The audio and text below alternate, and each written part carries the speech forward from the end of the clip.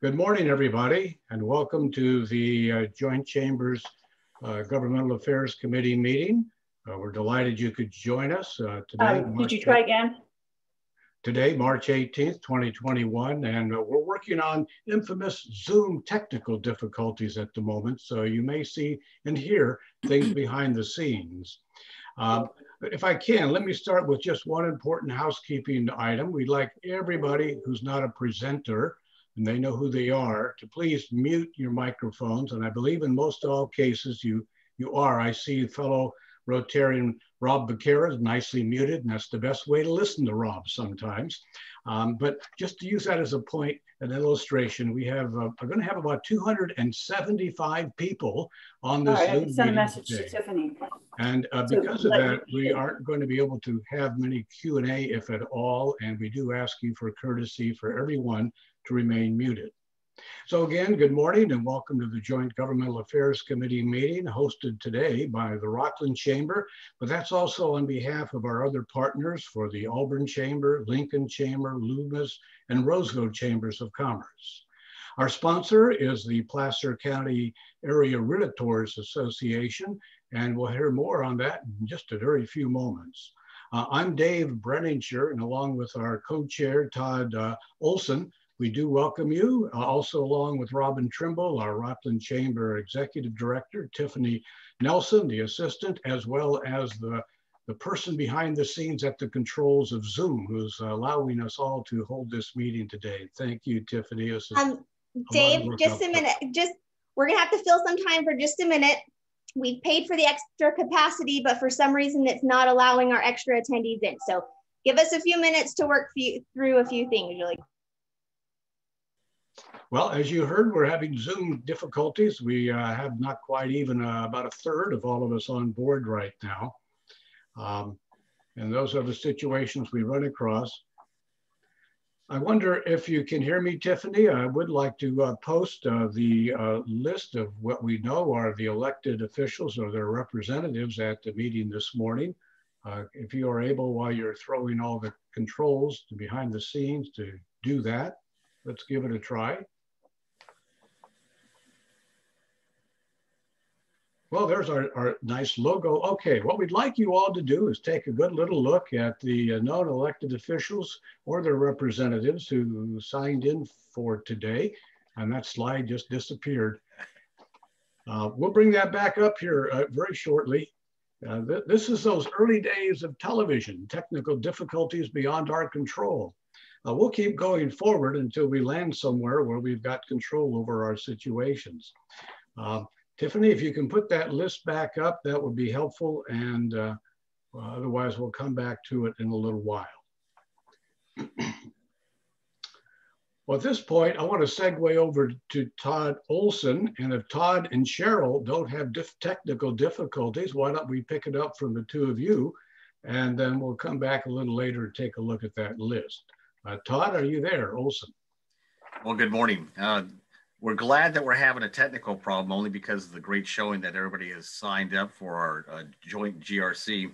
And as a reminder, our sponsor is the Placer County Area of Realtors. It's their 7th annual support of the local chambers and with their community and governmental affairs group. So we really want to give a shout out to them. And I will get the pleasure of actually introducing our PCAR speaker. Normally our president from the PCARs of that year comes at the end. We're gonna put that person in the front because I'm sure you're very eager to understand what's going on in our real estate market.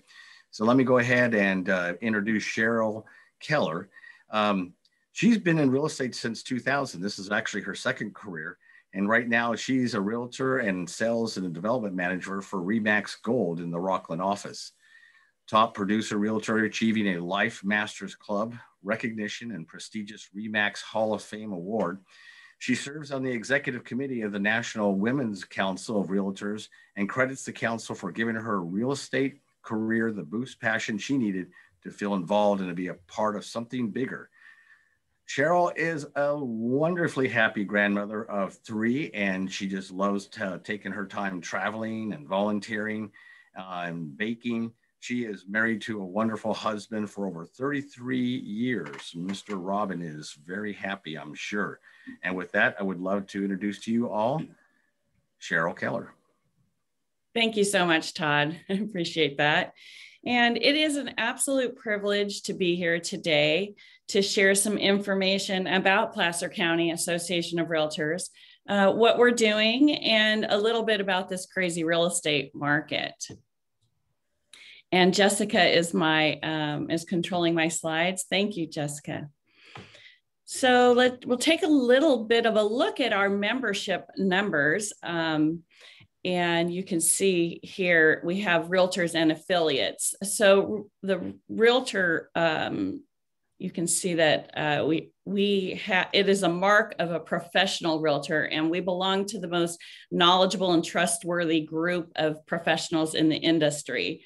So when buyers and sellers are searching for a real estate professional with integrity and high standards of practice, they seek out a realtor, which you can see the little designation symbol there.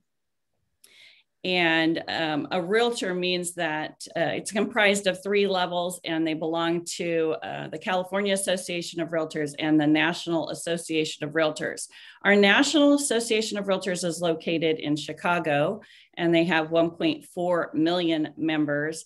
And California Association of Realtors is located in Los Angeles and has a membership of about 188,000 plus.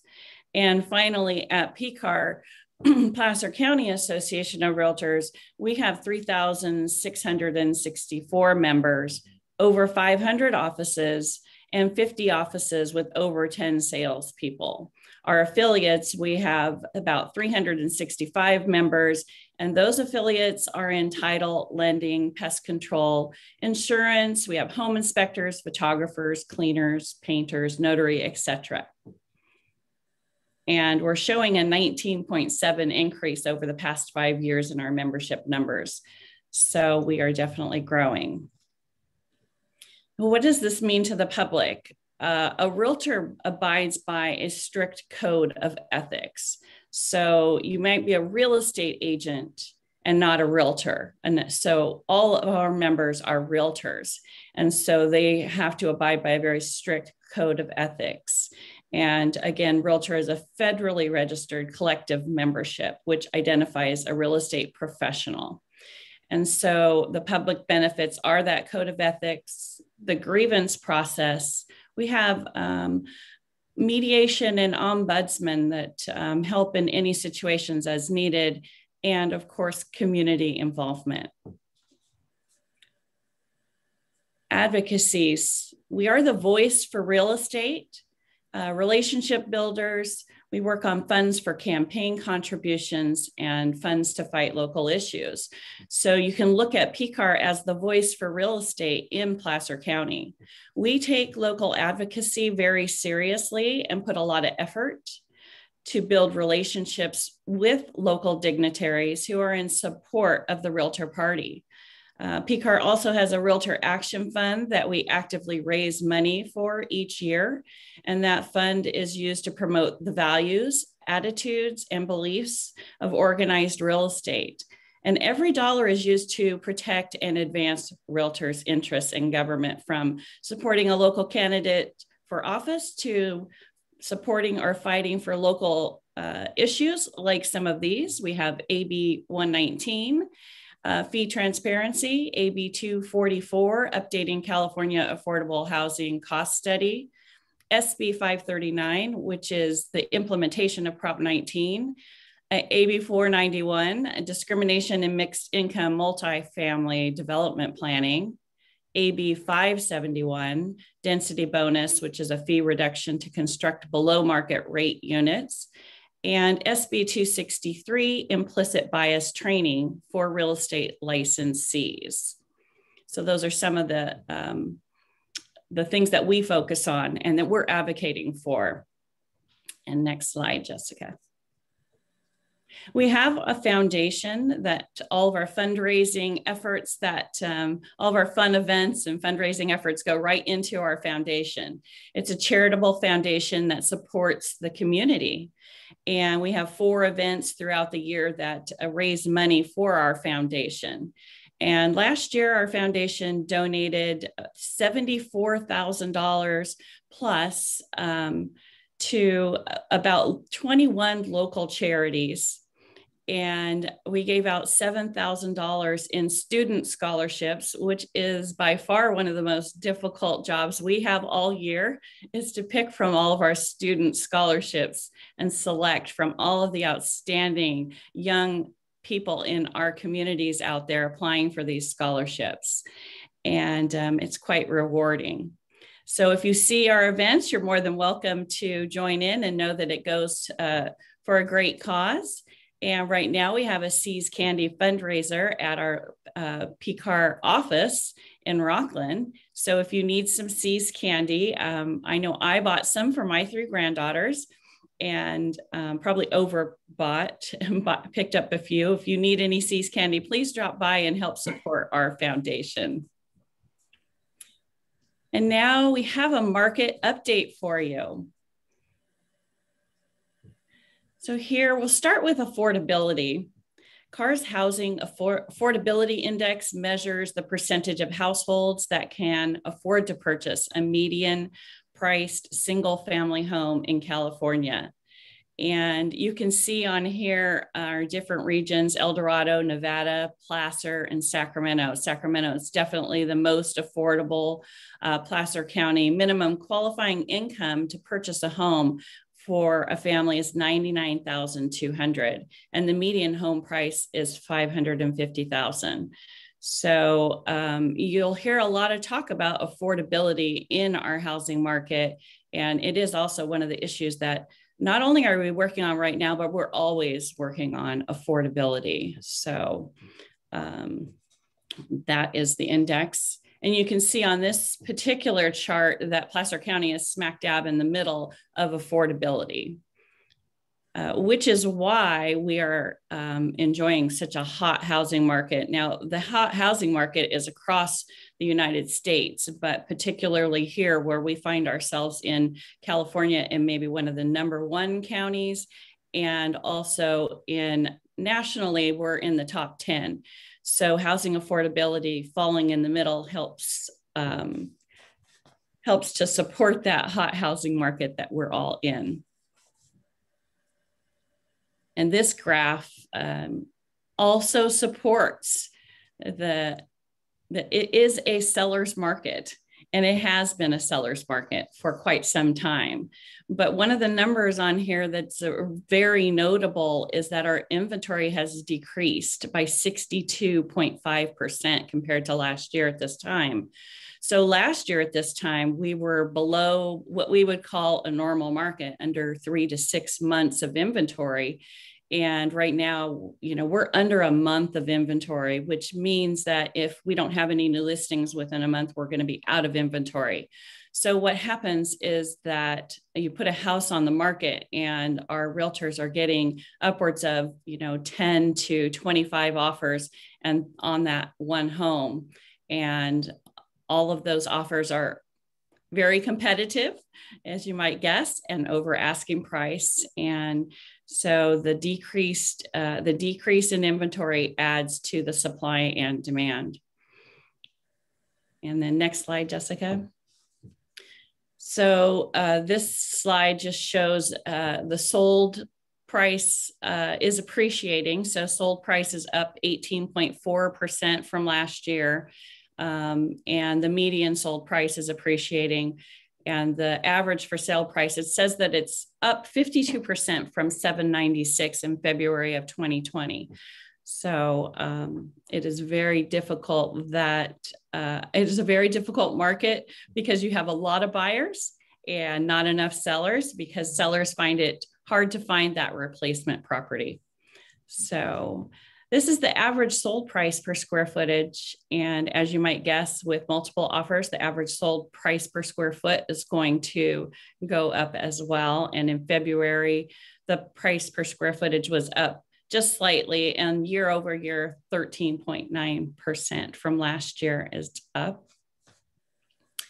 And let's look at this slide, February average continuous days on market.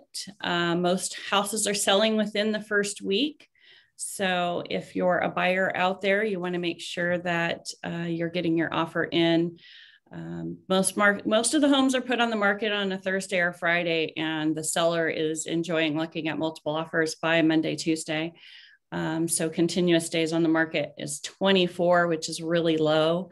We're still looking at 25 to 30 day escrows in our area, but days on market is pretty short, and the absorption rate is almost 100%. Another slide that just really reinforces that this is a seller's market. And February property sales were up 13.7%, and probably would have been higher if we have more inventory to sell. So again, you see this slide that our inventory is down by, that almost 60% number, which is huge. This is a national slide for you, just showing the hottest zip codes in the United States, and that, our Sacramento, Rocklin, Roseville area is number 10. And so that also goes back to that affordability chart that I showed, that we're right in the middle of affordability. And now that your consumer can move wherever they want, live wherever they want, it makes it very desirable to move to our area and continue that hot market that we're in.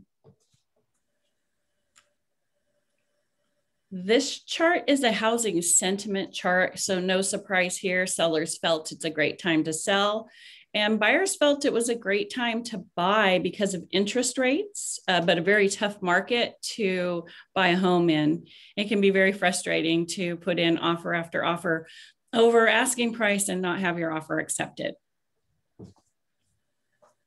So what is our 2021 forecast?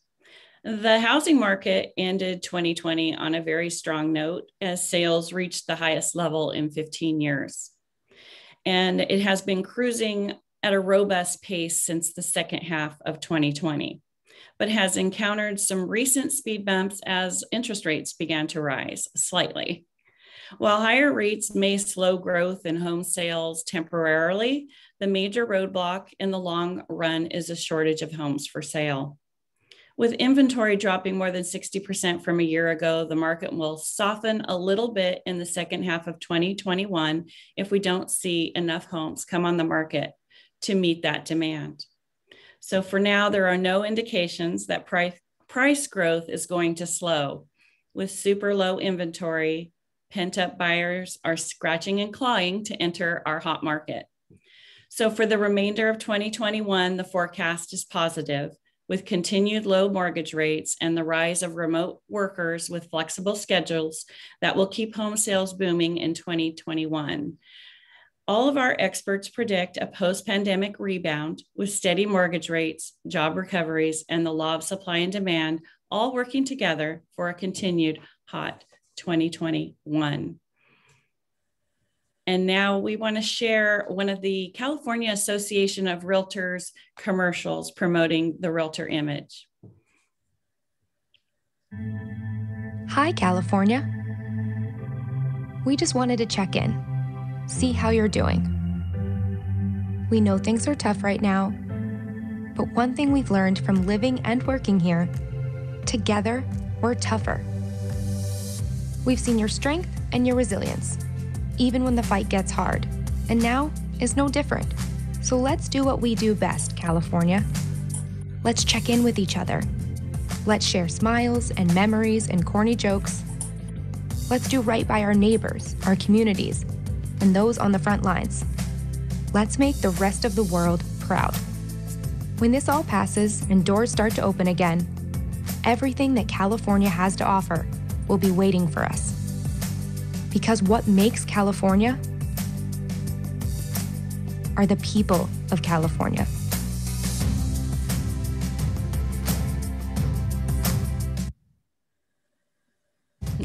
I love that commercial.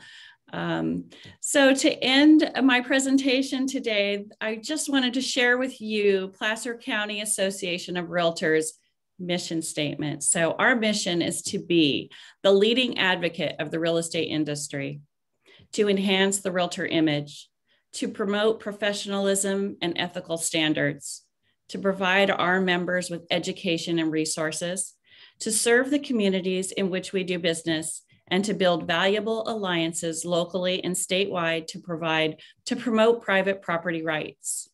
This picture was taken 2 days ago. This family stayed in their apartment for 9 years, paying off their student loan debts. And today they are happy homeowners. We as realtors have one of the best jobs in the world. We have the honor of helping people achieve the American dream. Thank you for your time today. Thank you, Cheryl. That was a great presentation. I love the ending with the happy story of a family getting into their own house. And again, we want to thank Placer County Association of Realtors. They are our 7th year sponsor to all our local chambers that are doing the government relation committees. And we just really appreciate the partnership and everything that you've given. Now we're going to be going and advancing to our State of the County speaker, where Dave is going to introduce him. Dave? First, thank you, Cheryl. That was a wonderful presentation and very touching there at the end with the video you shared with us.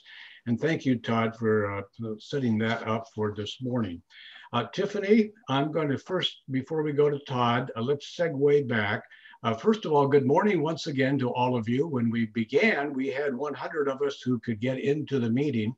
Then there was some of those technical difficulties where at least 70 of you who now are on video with us were unable to get in. I want to thank Tiffany for following up with those arrangements with Zoom to be able to allow you in. This morning we have now 170 of us signed in, and we welcome you to the Joint Chambers Governmental Affairs Committee meeting.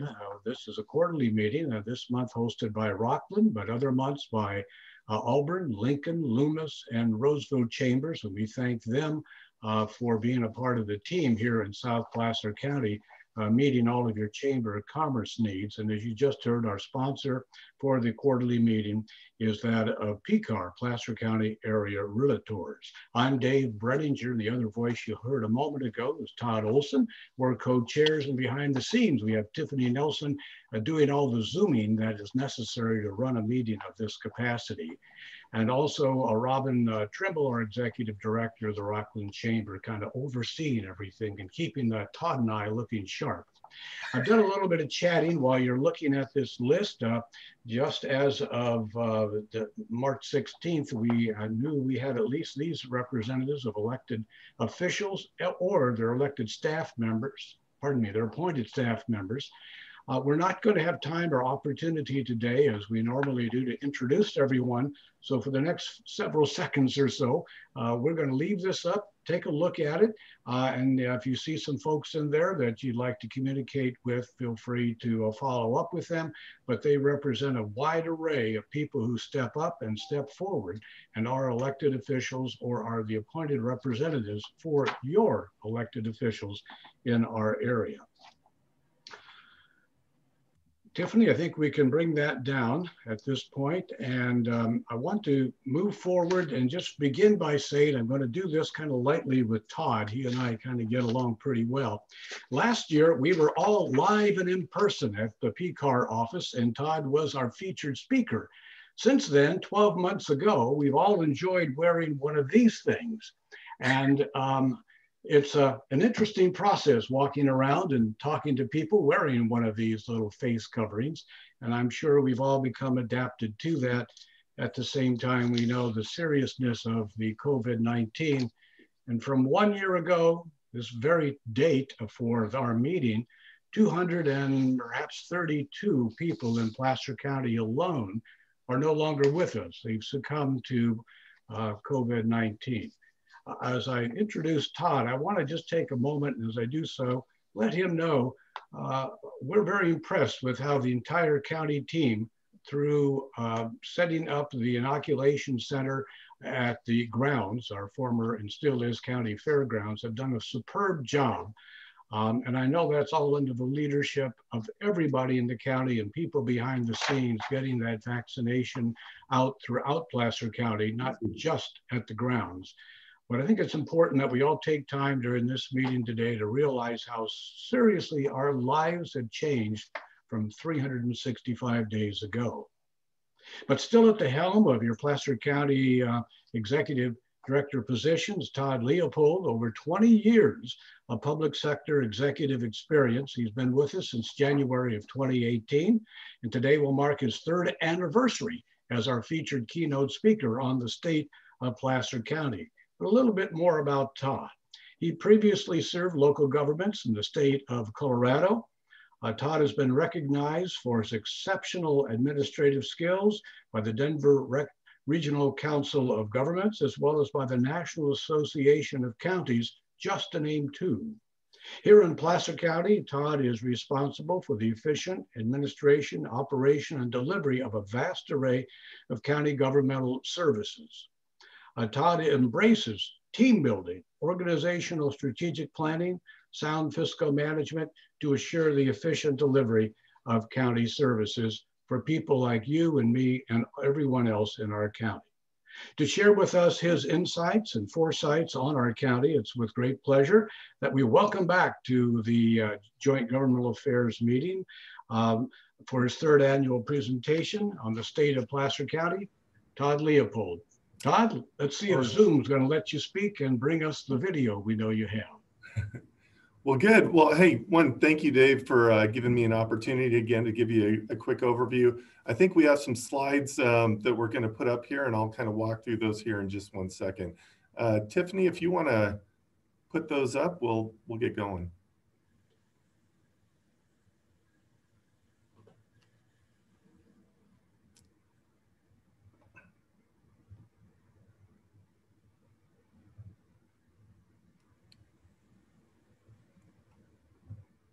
Perfect.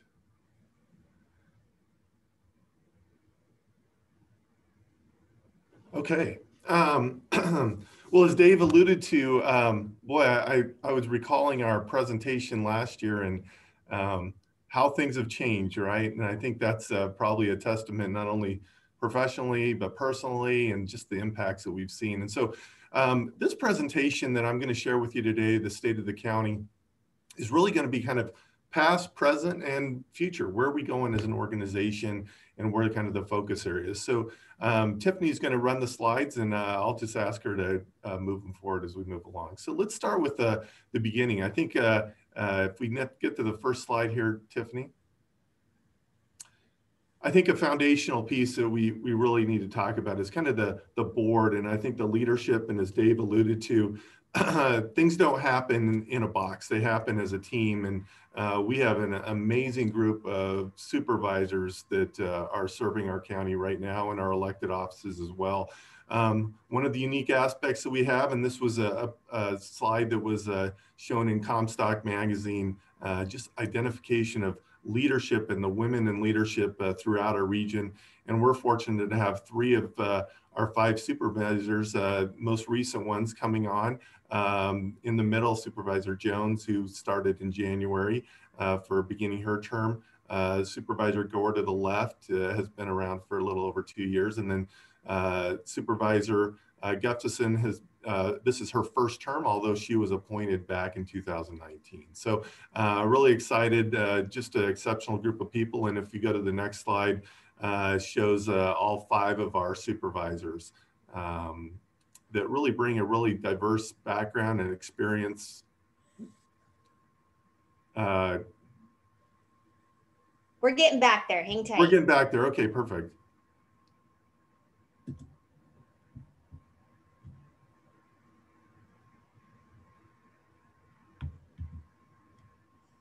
All right, so yeah, so just this is the 5 supervisors that we have. Supervisor Holmes to the far right has been with us starting his 5th term, and then in the middle is Supervisor Wygan, who has been here for, I believe this is almost his 25th or 26th year on the board. So just some real strong stability, and I just appreciate their vision and leadership and support of our staff. This is a team effort. So that's kind of the foundational building blocks for us to move forward. And I'm going to talk a little about the past. So if we get to the next slide, Tiffany. You know, I'd be remiss not to talk about where we're at in terms of COVID and kind of the updates. Boy, has this been a trying year. I think it's been a trying year for a lot of us, but I think the county has been able to pivot very well. And I think it's a testament to how we've been nimble as we move along. All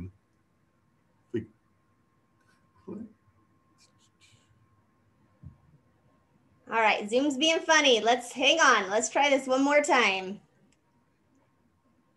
Well, I'll speak to this a little bit. So we're actually in the red tier right now. Red tier represents 25% indoor dining capacity. I know many of the impacts that we've had in COVID have been attributed to just not being able to open up. And so we moved to the red tier this past week on the 14th, and we're hoping to see more and more growth and activity as we kind of open up our businesses. We have a number of community outreach campaigns. Our Sleeve Up vaccination campaign is really about the importance of vaccinations and making sure that we provide that service and support to our communities. We'll continue that. Masking up, and this masking campaign will continue to be the case as we ramp up vaccinations. We want to make sure that people feel safe coming back, and part of the effort of staying in this red tier and hopefully moving to some of the less restrictive tiers, or making sure that that case rate doesn't change course and go back up. Shop Placer, this is really a partnership with our municipal partners and our economic development and chamber members, and that's just been wildly successful over the holiday season, and we're going to continue to keep that at the forefront. And then ultimately reopen Placer. As you see and have seen throughout the course of the past year, the state has made many changes, and some of those changes will take place on a daily basis, in many cases weekly. And so we want to keep people and our business community as open and understanding about what that process and structure is as possible. And so this is an opportunity to do that. The link is right below. Encourage you to reach out there if you're a small business owner and want to know the latest and greatest about opening in Placer. We have that information for you in a one-stop shop location. The next slide is about our vaccinations.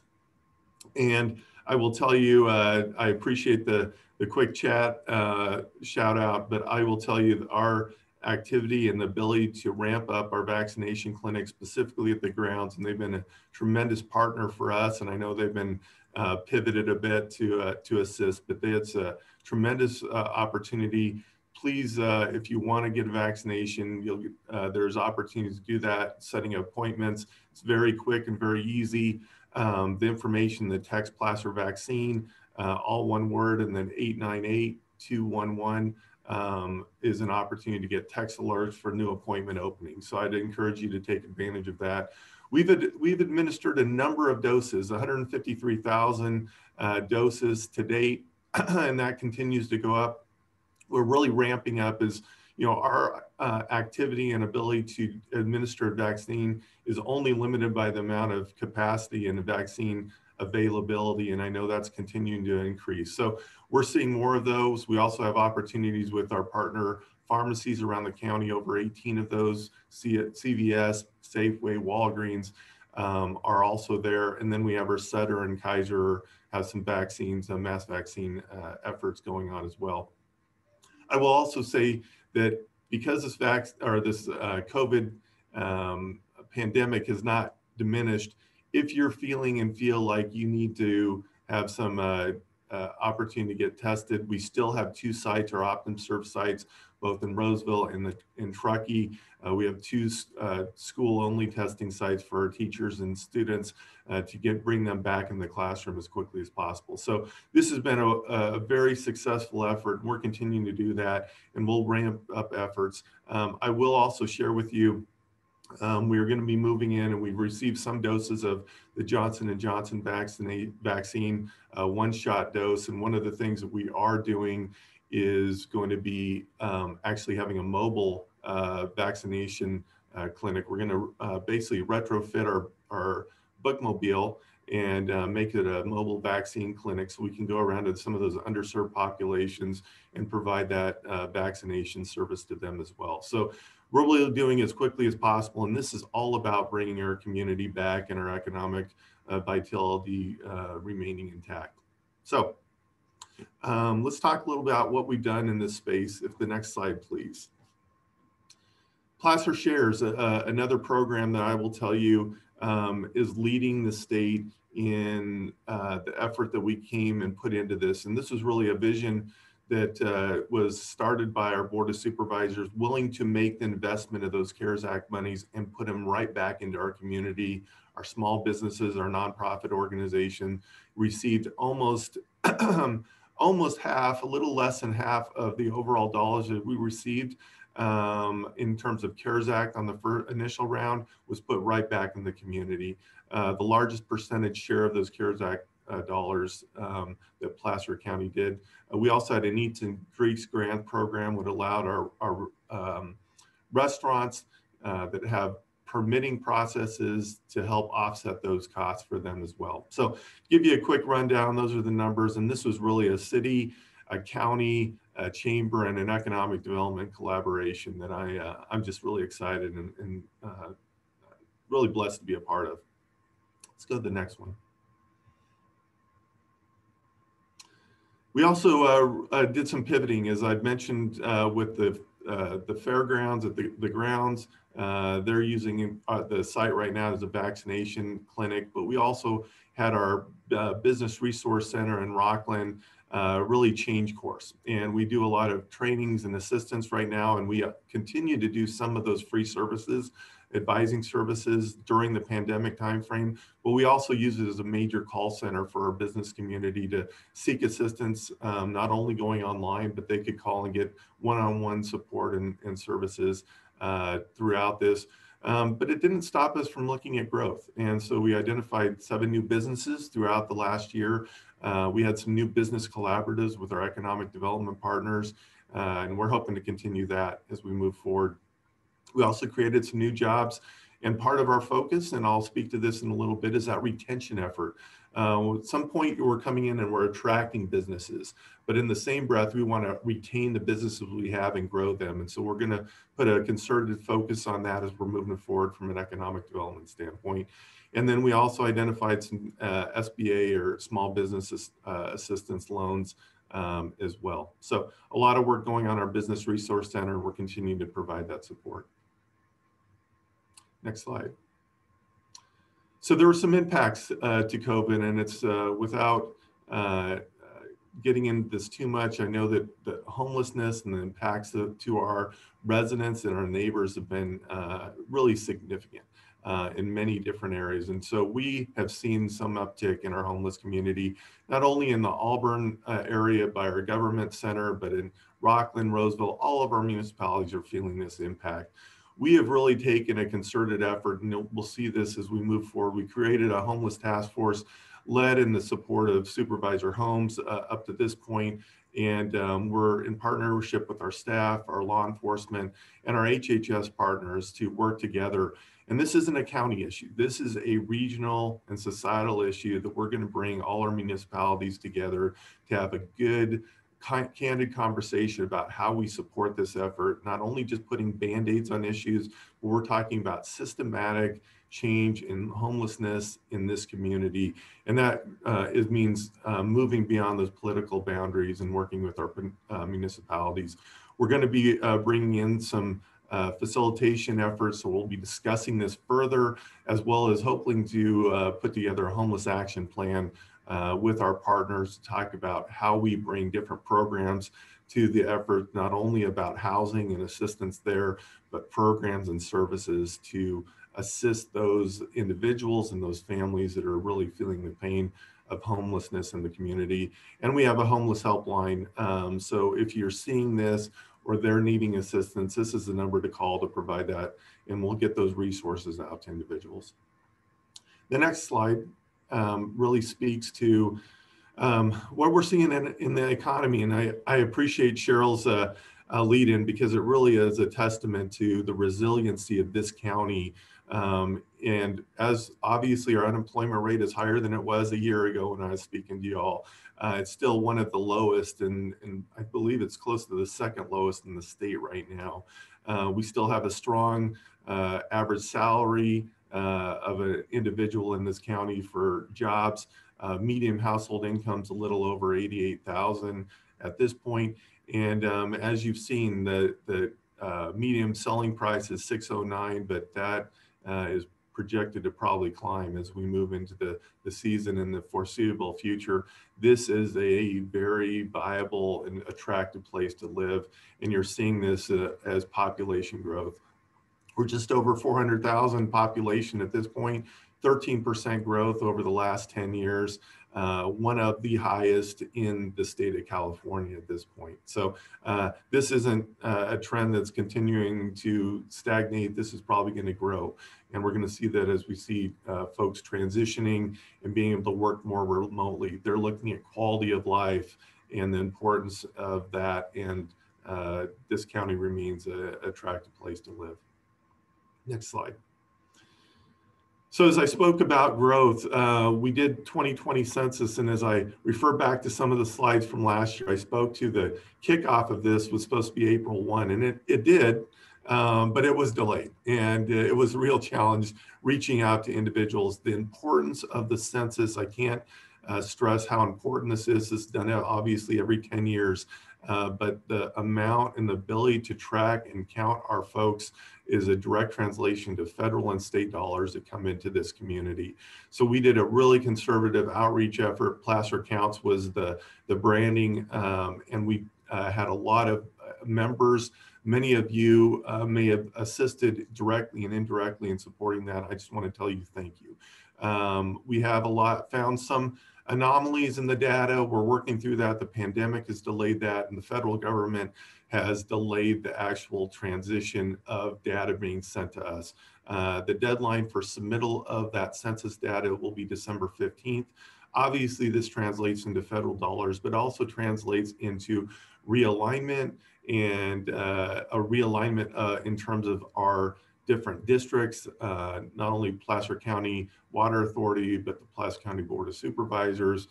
Those supervisorial districts are dependent upon the census tracts, and as they change, we'll be working on making those adjustments come the end of the year.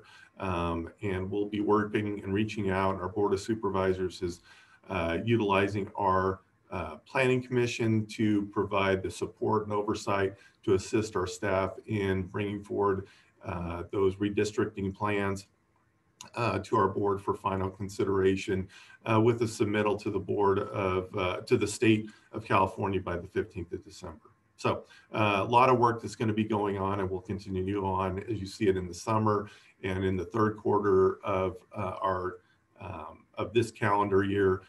We'll be reaching out and getting feedback from our residents and community members about their perspectives on this effort based on the census data. Next slide.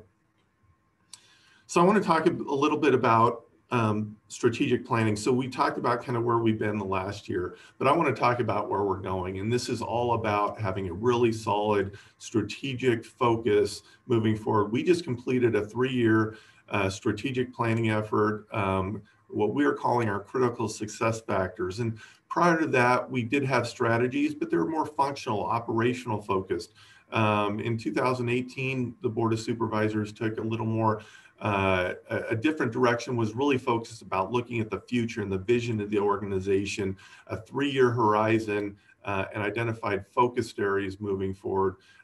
We revisited that very recently. The end of February, we brought back our Board of Supervisors at the direction of that leadership and myself to say, we need to revisit this effort. We've had a lot of changes. We need to be nimble, and we have 3 new Board of Supervisor members coming on into 2021. And we really reconstituted many of those focus areas that we had. If you flip to the next slide, we have what we're calling our critical success factors. And this is kind of the graphical representation over the 2 days that we worked on our strategic planning effort, not only with our Board of Supervisors, but all our staff and our elected offices participated in this. overall formation. I'll be speaking more to it to our board come April 13th. But this is a little hot off the presses. 8 different critical success factors. If you flip to the next slide. Obviously, we're sitting here today because strategic relationships and community engagement is ultimately an important aspect of what we want to do, and we're going to continue to do that and partner. Achievable housing, I'll speak to this in a little bit. Public serving infrastructure. As we grow, we need that infrastructure, and we're going to support that and amenities attributed to that. Economic development, a main driver that necessitates all of that growth and development.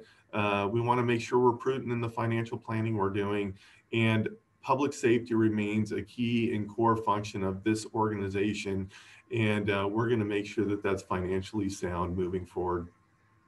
We also have innovation, and as I'll speak to this, being nimble in an organization or in a community that's growing so fast is I think the hallmark of success. And I think we're going to continue to drive that innovative mindset moving forward. But it's also in the context finally about land use and land use planning and the environmental stewardship that we all support, enjoy, and value. Next slide. So quick economic summary. I want to talk about a couple projects that have come on over the last year, even in this pandemic. Carvana, 800 jobs are projected to come into the Sunset area here. We're just completing some of the efforts and the planning work that's going on there and the construction. This is a regional West Coast, basically, for Carvana as an organization. There'll be many jobs that'll be attributed to that around kind of the repurposing, and these are used vehicles coming through, and they'll be looked at and sorted through and then out to be sold. So a lot of activity here and just a major economic driver in the county. Air International, although that's in Auburn at the Auburn Airport, they were looking at relocation to this area, and we identified a spot in partnership with Auburn. Very high paying jobs, and they're really a supporting cast to Tesla, and they are just been an exceptional partner, and we help with a lot of job outreach efforts to build up their jobs and bring people to work there as quickly as possible, and that was in partnership with the Business Resource Center. As I mentioned previously, we're going to take a concerted effort about retention in an expansion of our existing businesses in the same concept as we're looking at growth and attracting businesses coming into the county. So it's going to be a focus about our economic development staff. And finally, if you don't know, we do have a film office in Placer County. We do a number of activities, not only in the Tahoe area, but across the county. But obviously, the beauty of the Sierras and the Tahoe bring in a lot of commercials as well as primary activities around film and production, and we're going to keep that as a forefront of our economic development strategy, specifically on the east side of the county. So I want to talk a little about development because this is a main focus for us. So we have some key projects going right now. Placer Vineyards, first phase of this project in the lower purple is ultimately a 14,000 unit residential development project. It's a 30-year time horizon. But the exciting piece is we're breaking ground and starting breaking ground. There was major infrastructure that's been invested at this point. For the first phase of this project, it's a little over 1,100 homes. It's a age-restricted community that'll be starting, but there's in the works for phase 2.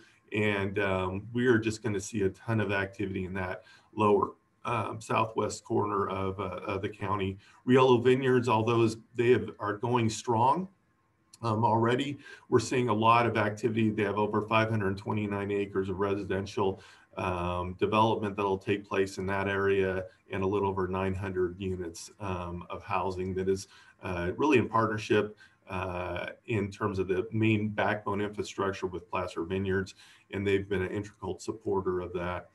Bickford Ranch, although not directly in this scene, is up kind of between Lincoln and kind of the Penryn location.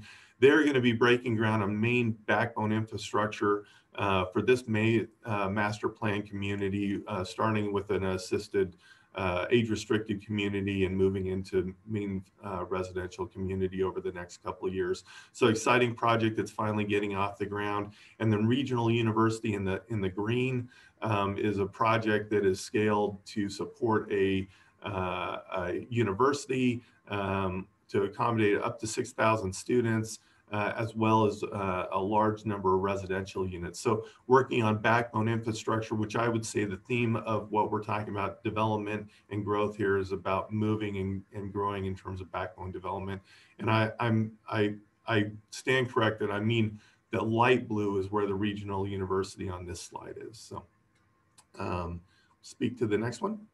So I want to touch a little bit. Most recently, a master plan adopted and an EIR was completed on the Sunset Area Plan in the green, and in concert with the Placer Ranch Specific Plan. And what you're seeing in the middle of that, or that yellow area, is a future satellite state Sacramento satellite campus projected to up to 25,000 students over at full build out.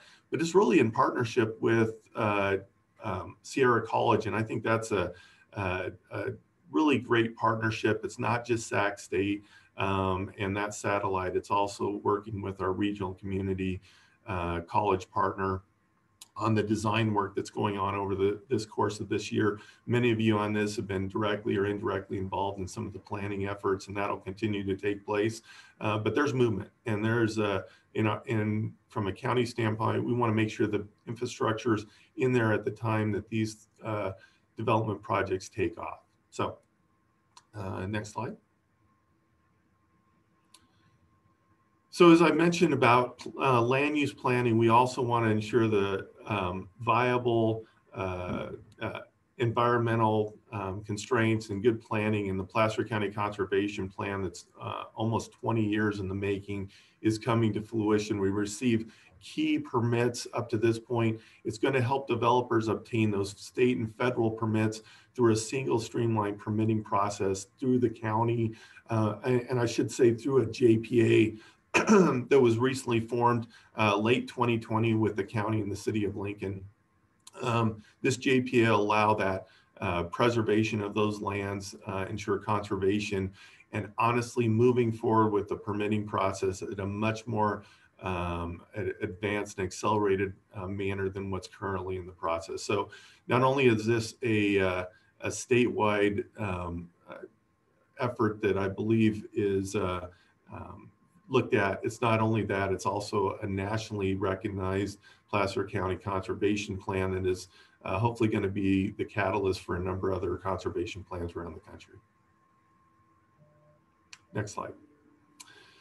So as we talk about development, we also talk about balancing and having a diversity of our housing stock. And I think that's such a critical component as we grow. We have single family home ownership, but we have other sorts of getting into our housing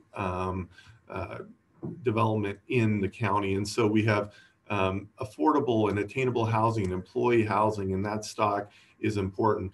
The formation of a housing trust Placer was done last year, and it was really about bringing our private and public and development partners together to work and be collaborative about how do we provide affordable and attainable housing for folks as we grow, so that our families and our kids are able to actually live in the community where we reside as well. But we have to be very flexible, and I think that's where creativity is coming to play. Our accessory dwelling units, we're allowing free plans. There's a lot of interest in allowing for multi-generational family housing, rental assistance on our existing housing stock. And so the housing trust really allows for that flexibility, but we just can't provide under a governmental structure. So a nonprofit really provides that flexibility and creativity that we're looking for. Next slide, please. The other project that I'm really proud of is a partnership with Mercy Housing up in Auburn on our DeWitt government campus. We were able to secure a large amount of housing tax credits through the state to bring this project to fruition. It's in the works, and these are some of the most recent pictures. 79 unit affordable and attainable housing project that's just going to be a tremendous asset as we move forward and growth. And again, I'm a big proponent of diversity of our housing stock, and this is just one of those efforts. And again, it's with these nonprofit housing providers to provide that assistance. Next slide. So all that means we need infrastructure, and Placer Parkway, I'll give you the latest update on this. Again, it is a 5-phase project that we're just talking about the first phase from basically Whitney Ranch and 65 heading west, just south of the casino to ending at Foothills Boulevard is the first stretch of that. And ultimately the most expensive stretch. We'll be going over the UP line, which is a significant hurdle. So there'll be a bridge that'll do an overpass there. And there's some major utilities that need to be relocated that are fairly costly. So we're working on that project. Right now, that project's in the $80 million range. Our public works operation is lead agent in partnership with Caltrans. But I will tell you, we have some other tremendous partners we're in discussions with, and the United Albany Indian Community is one of them. And hopefully we'll be hearing more about solidifying that partnership moving forward in the near term here. But I will tell you, Placer Parkway is a critical infrastructure, and phase 1 is the piece that we have most of the work done. Again, we're doing the design phase, but we'll be moving into right-of-way acquisition and a couple other key components, as I mentioned, utility relocations here in the near term. So exciting that this one is going to be getting off the ground in short order. Some other West Placer transportation projects, and as I alluded to just to the left, Placer Vineyards, the key little orange cones represent some major projects. So Sierra Vista's in the city of Roseville, but it's really in partnership with the county to widen Baseline. And I know that is, if you have been down Baseline heading west, you know that can be a real challenge. And we need to expand and build on that. We're working on the financing mechanism, but it's really a great partnership, not only with Roseville, the county, but also Sutter County, as their developments are looking to move forward. We want to make sure we have an infrastructure and the transportation networks to support it. We have a number on Wallager Road, some bridge replacements and improvements that are taking place there. And down by Riolo Vineyards, we have a widening project that we're assisting on butting up against the Sacramento border. So a lot of work that's taking place in terms of infrastructure, and that's again not solely the county. That's really in partnership with our partner municipality, Roseville. Next slide. So as I mentioned, quality of life, such an important piece in Placer County, and I would be remiss to talk about one of our regional parks. It's just a highlight of this area and is widely known not only throughout the region, but around the state about coming and taking advantage of this opportunity. We have open space. We started this project over 10 years ago. Most recently, we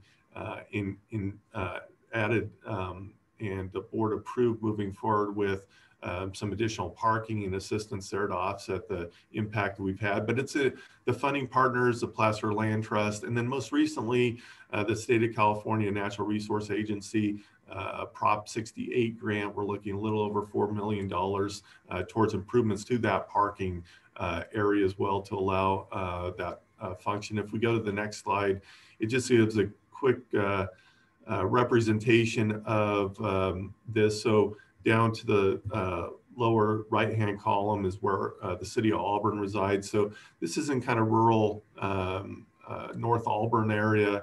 The green is what we have right now.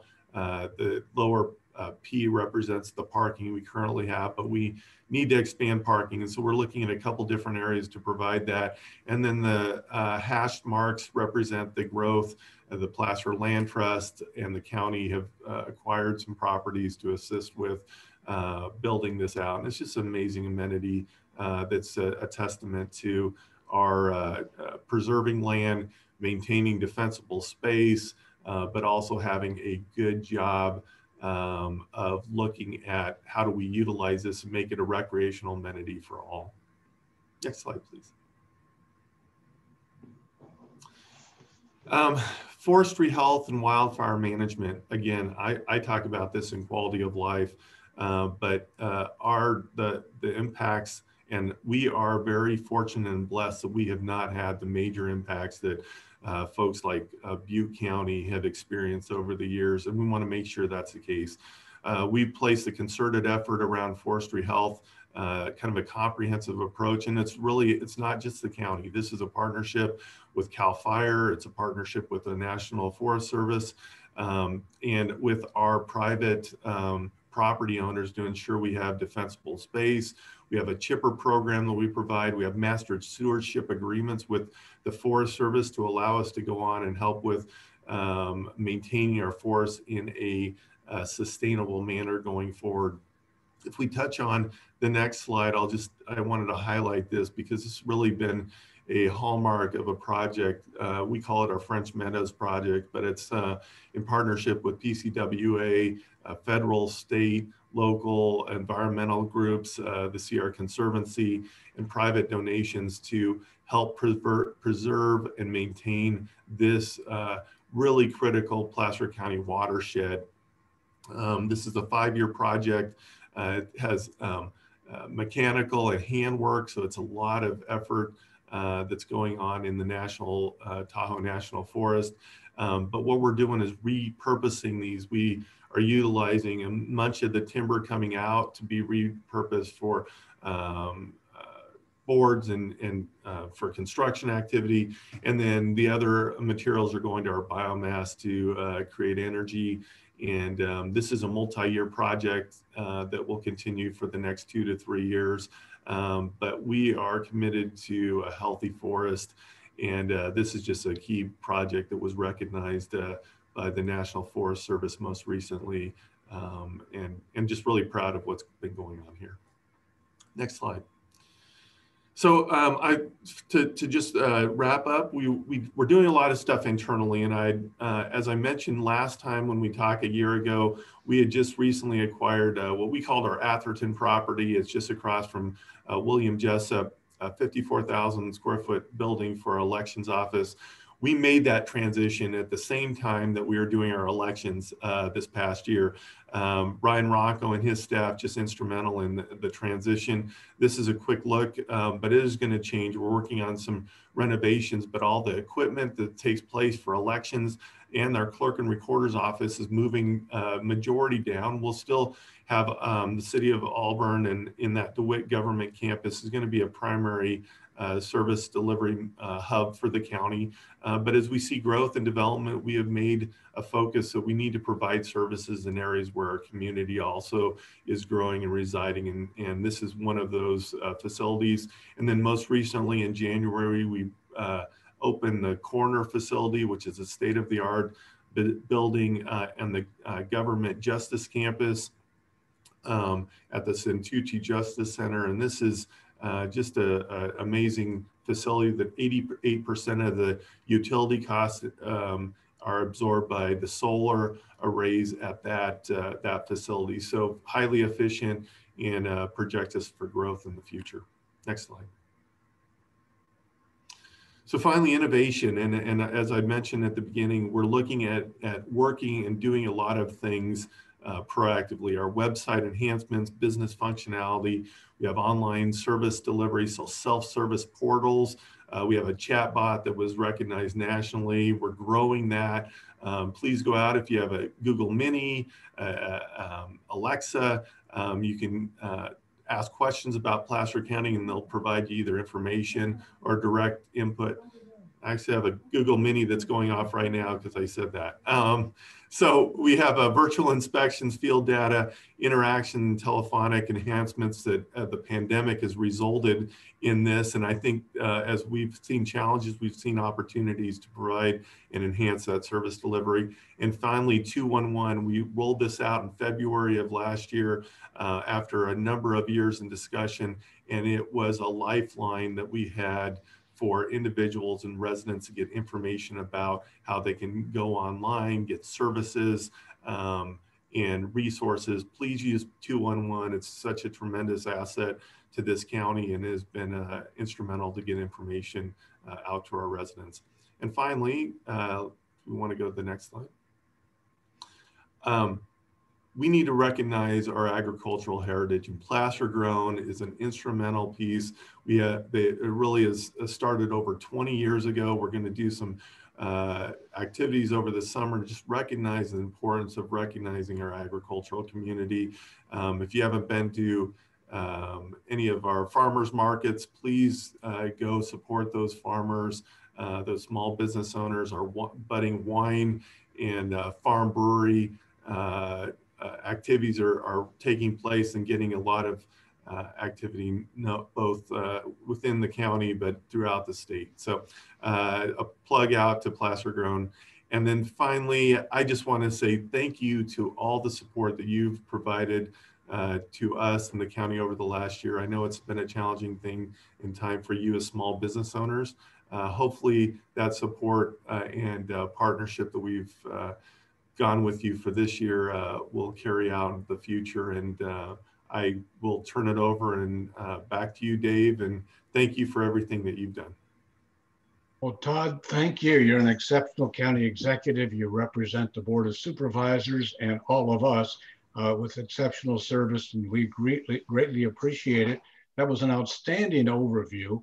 I would draw to your attention, if you have a few moments to chat, there's a couple of good notes in there, notations coming from people thanking the county, Gail Garbalina Mojica in particular, for assisting with the schools, for testing and for shots and getting kids back in school. And also from Gary at Lighthouse, thanking probably on behalf of many nonprofits for the Board of Supervisors support to nonprofits. But overall, thank you, Todd, and we'll look forward to next year. We'll have the 4th annual, and we'll keep counting. We'll keep you here in Placer County so we can count a lot of these. Just a couple of quick items Todd mentioned. April 13th, if you'd like to dig deep, a little bit deeper and hear some of this again, the County Board of Supervisors meeting. He'll have more presentation, he said, on the strategic planning. That's April 13th. I'm also aware that Placer County Supervisor Bonnie Gore, and these have been mailed out to many people in West Placer on March the 24th, 5:30 p.m. By way of Zoom, I assume. West Placer virtual community meeting on development and construction. I have a feeling it will be somewhat an echo, but in more detail, of some of the points talked about by Todd on everything that's going to be west of Highway 65. So go to the county website, and I'm sure you'll track this down, of West Placer virtual community meeting on the 24th of March. Finally, Todd, it makes me feel good to see pictures there of French Meadows taken. I know that picture. I've taken that type of picture up on Chipmunk Ridge as a connector road over to Hellhole Reservoir, a not very often visited area by Placer residents, but a gorgeous part of what makes Placer County so wonderful. In addition to, we have the northernmost Sequoia Grove in Placer County off of one of the other roads going up to French Meadows. Now we're going to segue over and we're going to do, some of you know at the beginning of the program, we had some technical difficulties. Let's see if we can get Aldo Panesci voice to come up. He's not with us by video, but he's on the phone. We're going to take a few moments and highlight the Placer Business Alliance. But I want to make sure we have Aldo available. He's going to kind of start things off. Tiffany, have you been able to find Aldo on the phone? I'm actually, I don't know if you can hear me, but oh my I'm gosh, actually, Aldo, my goodness sakes, this is wonderful, Aldo. You look so sharp today. You must be looking good to make sure that Robin's happy with your appearance. By the way, Aldo is a great person. He does give service above self, which is a term from Rotary. But I think many of us know with all the chambers, he's always there behind the scenes, if not directly involved, and directly meeting, even he's on many boards of directors with the chamber. He was also the chair of the Rocklin Chamber in 2014. Prior to that, 2010 with the Roseville Chamber. He's currently on the Lincoln Chamber of Commerce Board, and he's involved in so many ways. But let's segue over to you, Aldo, further to introduce you, or our viewers, to your role as treasurer of the Placer Business Alliance, and also introduce for us the new executive director. Aldo, yeah. Thank you. Thank you, Dave. Appreciate it. Real quick, it's my pleasure today to provide an introduction of our newly formed nonprofit in Placer County called the Placer Business Alliance. Our goal is to preserve and enhance Placer County's business climate, focusing on 8 business sectors through direct engagement with local and regional leaders. I'm very glad to announce that longtime former Placer County Supervisor Kirk Euler will serve as the organization's executive director. Kirk, as many of you know, grew up in Granite Bay, attended our local schools, graduated from Cal Berkeley, and served a total of 18 years on the Placer County Board of Supervisors. With that, I would like to invite Kirk to provide an outline of our formation and the goals that we plan to accomplish. So with that, I'll toss it over to Kirk, and thank you very much. Wonderful. Thank you, Aldo. And Dave, thank you for this opportunity. And yes, Dave, you're looking dapper in your tie. And no, Robin was not successful in strong-arming me into putting on a tie, but I am wearing pants. So at least we got that going for us.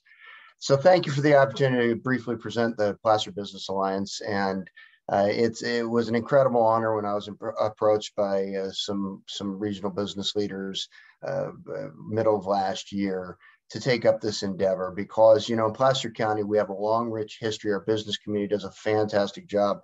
Your chambers, the Building Industry Association, individual businesses do a fantastic job of identifying, recruiting, helping to elect good, solid pro-business candidates. And then we have also a rich tradition of having helped get them elected. We kind of say, all right, see you in 4 years, and we all go back to making money at our businesses. And these poor people that we've just put on a school board or a water board or a city council or board of supervisors kind of go, okay, now what, you know, from a business perspective. And so we do a great job of electing people who have at their core a good pro-business orientation. They then in turn, as you just saw with Todd Leopold, they then hire good pro-business professional staff. And so we have a history of moving in the right direction. What the Placer Business Alliance is intended to do is come alongside our elected pro-business leaders and our professional staff and help them continue down that path of formulating good policy that has put Placer really on a path towards sustainability economically, as you've seen with these slides presented by Todd today, as well as by Cheryl. Those real estate numbers are incredible. And so the objective of the Placer Business Alliance really is to help our good local elected officials continue to do the good work that they have done historically by bringing to them the ideas of our business community. The next slide shows the Beacon Economics Report broke down Placer's economy into essentially 8 different economic sectors. So the Placer Business Alliance is comprised of folks who are in these 8 economic sectors. And we're relying on them to tell us, okay, today, here are our impediments to success that we have at the city or county level, that we're going to look to the Placer Business Alliance to help us knock down these barriers. And then, as important, what are some of the things that we can be doing here in Placer County to differentiate ourselves from the rest of the state? Because as we know, we do have, unfortunately, an exodus of businesses from California, but we have a number of businesses who've made a strategic business decision. They're going to have a physical presence in California, whether it's because of access to 13% of the US population here in the state, access to the Pacific Rim, our weather, whatever the case might be. They've made that decision. They're going to have a physical presence in California. We want to make sure that we create the little oasis here in California that attracts them the way that we have done historically, but takes advantage really of an opportunity of, as unfortunately we continue down a road of a not very hospitable business climate in California, we create the best business climate that we can within the state. So within these 8 sectors, we are relying on the professionals within those 8 sectors to tell us, here are the kinds of steps that we can take in Placer County to really distinguish ourselves. So, and the following slide is simply contact information.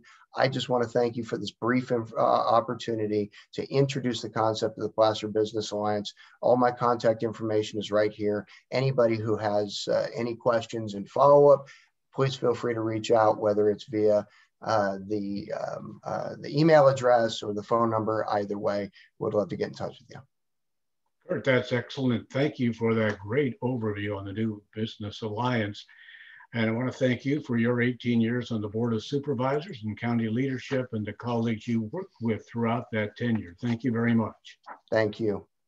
I also want to do a shout out. We have one other chamber with us today. I know in addition to the Rocklin Chamber, Auburn, Lincoln, Loomis, and Roseville hosting the quarterly ones, we also have tuned in throughout the program. I just checked a moment ago, Katie Biggers, from the North Tahoe Chamber of Commerce. Welcome aboard. And if it wasn't for Zoom, I doubt we'd be interacting with North Tahoe Chamber today. So welcome and thank you for joining us. Todd, let's go to you. We have some things, a couple more items to cover today. And we're very proud of one of our other sponsors for the Rocklin Chamber. Todd, why don't you describe that and with our next speakers? Happy to, Dave. We're on the home stretch, folks. We have a great small presentation coming up from William Jessup University. And then Tiffany has something very special, technically designed for the hundreds of people that are participating. It's a raffle that you can't miss. We have a great partnership with William Jessup University Public Policy Department, where we thought it'd be logical to allow the students to engage on a public policy level with Government Relations Committee. So we have Philip Escamilla here to introduce our student speaker from William Jessup University. Phil? Yes, thank you, Todd. Thank you, everyone. It's a pleasure to be with you again this morning. A common theme that we've had is kind of how we cope during this extraordinary season that we've had. And as I mentioned before, William Jessup has been open for business to our students. Proud to announce that according to state guidelines, in accordance with those, that we are gradually reopening our campus to the community. We are advertising some of our more popular programs like our theaters and the arts. And I encourage you to go to our website to find out more information about on-campus performances for those events, which of course will be in compliance with the guidelines. Also wanted to let you know that our public policy department is alive and well. We've had students participate in their annual virtual meetings at the Capitol, which has been a great tradition that we've had, where our students are able to interact directly with folks at the state Capitol. That has often led to internships, as well as students serving as Capitol State Fellows. And we have a number of those serving in the building virtually right now. I want to introduce to you one of our public policy students. This is Isaiah Traub, and he just wants to share with you a little bit about his experience in public policy and some of his thoughts on the subject. So Isaiah, welcome. Good morning. As Phil said, my name is Isaiah. I am a graduating senior in the Public Policy Department at William Jessup University. I've been asked to share a few of my favorite memories associated with the department. I do have the Public Policy Department to thank for providing me with a variety of experiences over the last 2 years. One of the first memories I have comes from my American government class. After only a couple weeks in my first semester here at the school, Professor Bolte asked me to go with him and a couple other students to be interviewed by ABC 10 on the Democratic debate. Coming from a small community college in the hills to going to being asked to give a student perspective to the local television station was quite eye-opening, and thanks to the department for providing that opportunity. Another opportunity worth noting was the Capital Tour program. Phil's already kind of mentioned that, but it comes from the political process class. This brings students a unique opportunity to walk on the assembly floor, get to know the Capitol building, and meet a few of the assembly members. When COVID-19 spread across the states, many students nationwide were sent home. From my home this past summer, I began to look for a summer internship. A part of the program is coming up, finding an internship, and then going through with an internship so that we can meet some people in the professional field and grow professionally. With COVID coming up, it was a little difficult to do so. So after a couple of weeks, I managed to find a virtual internship helping out a group of county council members to build an internship program in Huntington, Indiana. Luckily, the department was flexible enough and accepted this virtual experience as an internship, although it was halfway across the nation. Although it was difficult sometimes to wake up at 5 in the morning for the meetings, it truly did provide a unique opportunity to learn about county governments in the Midwest. As I'm preparing to walk across the stage and graduate in a few weeks, I'm looking to go into a master's program for business administration and potentially pursue a doctorate degree in educational leadership. With my unique collection of higher education from William Jessup University and whatever lies ahead, I'm hoping to stay in higher education to become a professor, who knows, maybe at William Jessup, or to learn how to start my own school on the side. Thank you guys for your time. Thank you, Isaiah, for that presentation, also for that application for a position. We look forward to receiving that. Isaiah, great job. And you're in a perfect county to be advancing your college career as well as anything in the scholastics. As if you heard Todd Leopold explain, there's other universities that are coming in the area as well as William Jessup University.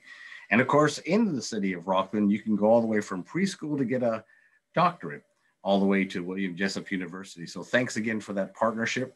And now let me have Tiffany come on in. But before we do that, I want to say that it looks like we had a high water point of 186 participants coming in. And we also have some announcements to go to our next Government Relations Committee meeting, which is just around the corner. But let me get you, Tiffany, and tell her what she's about to do. All right, so with all this, we thought we needed a raffle. What is a chamber event without a raffle, right? So we have entered everyone's name into this. We have 4 gift cards that we're giving away. We will contact you if you're a winner. First off, we have a $25 gift card from the Auburn Chamber of Commerce for the Baker and Caremaker. So we'll do that one first. Let's see who wins from the Auburn Chamber. Thank you, Auburn Chamber, for sending that.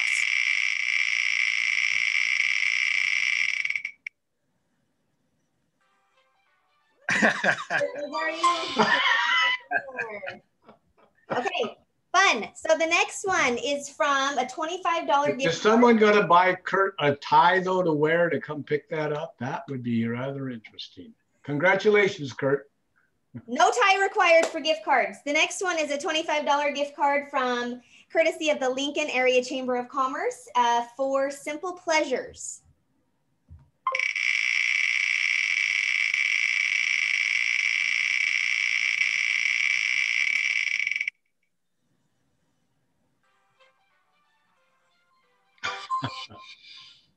Congrats, Kimberly. We'll get that to Kimberly. The next one is courtesy of the Roseville Area Chamber of Commerce. This is a $25 gift card from 105 Noshery.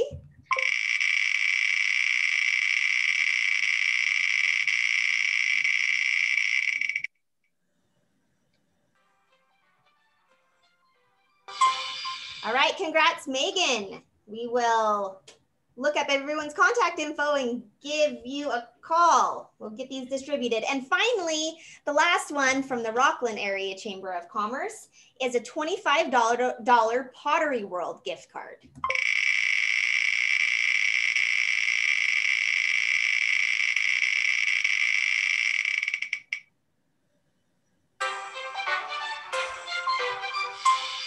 Congrats, Jerry. That's fun. Before I hand it over to Todd, just a quick reminder that we will be sending out copies of the county presentation slides. as well as a link to the recorded video today. So you'll be receiving that here later on this morning. Tiffany, just really quick, Loomis also has a gift card to LBB. I don't know if it's too late to bring back that amazing online spinner, but we have one more person that could win if you can make that happen. Of course we can make that happen. Let's see. All right. Thank you, Jenny. Thank you, everyone, Loomis Chamber. Let's get this going.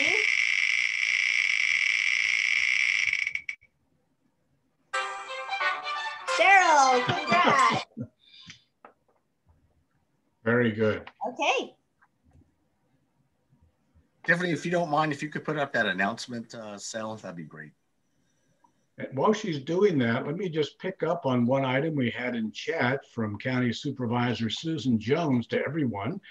Susan's also hosting a mini town hall this Saturday, March 20th, 10 a.m. at Hillsborough Park at Sierra College Boulevard and East Roseville Parkway. All you need to do, in addition to coming yourself, is bring a lawn chair and they'll bring the coffee. So that's this Saturday, the 20th, 10 a.m. over at Hillsborough Park. Tiffany? We want to thank everybody that was coming into our record-breaking attendance to our joint GRC. Again, the high water mark was 186. It was great that this all worked out, along with Tiffany's roulette wheel that we just loved. Nice raffle. And again, we want to recognize, before we get to our speakers of the next two GRCs, the support from Placer County Association of Realtors.